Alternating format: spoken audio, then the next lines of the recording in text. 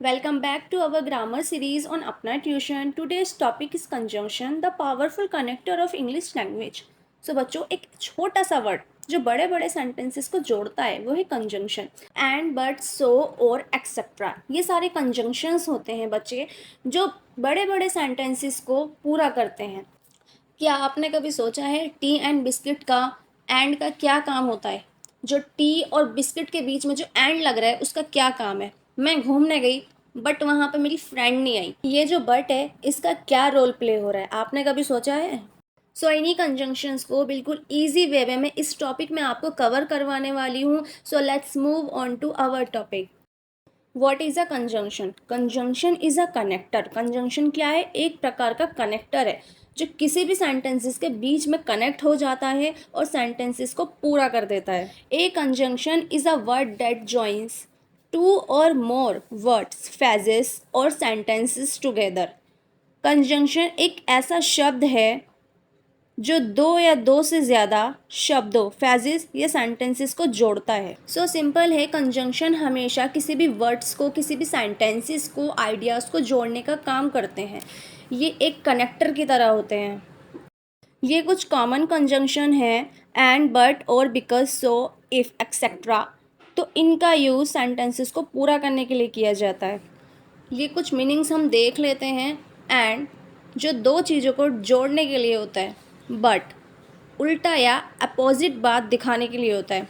और ऑप्शन या चॉइस बताने के लिए होता है. सो रिजल्ट या नतीजा बताने के लिए होता है. बिकॉज जो होता है रीज़न बताने के लिए होता है. इफ़ होता है किसी भी शर्त या कंडीशन को दिखाने के लिए.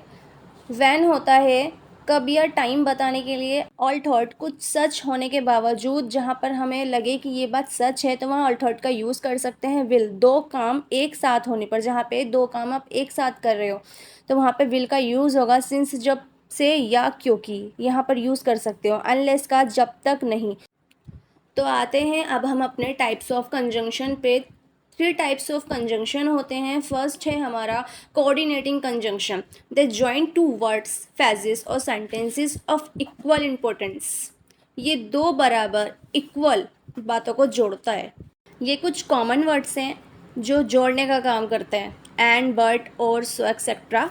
ये कुछ एग्जाम्पल्स हैं. I like T and coffee. यहाँ पर जो ये एंड आ रहा है, यहाँ पर ये दो बातों को जोड़ने का काम कर रहा है. I like T and coffee. मुझे चाय और कॉफ़ी पसंद है. दो बातों को बता रहा है. चाय भी पसंद है उसको, कॉफ़ी भी पसंद है. She was tired but she came. वह थकी हुई थी लेकिन वह आई. यहाँ पर जो लेकिन है वो दो बातों को जोड़ने का काम कर रहा है. नेक्स्ट है डू यू वॉन्ट मिल्क और जूस. क्या आप दूध या जूस चाहते हैं? यहाँ पर दो बातें जुड़ रही हैं.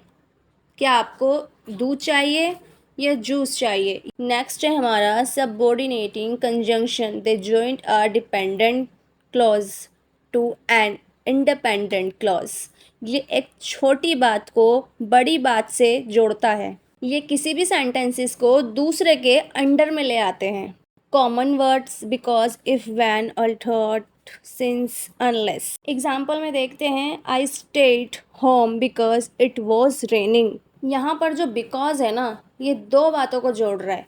घर पर ही रहें क्योंकि बारिश हो रही है. घर पर रहना और बारिश हो रही है.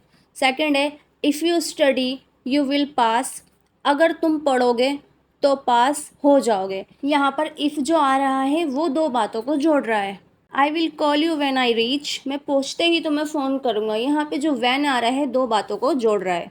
एंड लास्ट है हमारा correlative conjunction. They are use in pairs to join equal parts of a sentence. ये जो होते हैं ना, ये हमेशा पेयर्स में आते हैं और बराबर बातों को जोड़ते हैं आपस में. किसी भी वर्ड, सेंटेंसेस को पेयर के फॉर्म में जोड़ते हैं. कुछ कॉमन वर्ड्स देख लेते हैं जो हमेशा पेयर्स में जोड़े जाएंगे. आइथर और नाइथर, नॉट. तो ये हमेशा साथ में पेयर्स में जोड़ा जाएगा एक ही सेंटेंस में. Not only but also, same ऐसे ही इसे भी सेंटेंस में पेयर में जोड़ा जाएगा. कुछ एग्जाम्पल्स हम देख लेते हैं. एथर, यू प्ले और स्टडी. यहाँ पर देखो पेयर्स में आ गए. एथर भी आ गया और भी आ गया. या तो आप खेलें या पढ़ाई करें, दो बातों को बता रहा है. सेकेंड है हमारा not only she sings but also dances. वे ना केवल गाती है बल्कि नाचती भी है। यहाँ पर नोट के साथ ओनली का यूज़ किया गया है दो बातों को बताने के लिए। ये कुछ वर्क है आपके लिए, आप इसमें सही से कंजंक्शंस का यूज़ करना और कमेंट में आंसर ज़रूर देना।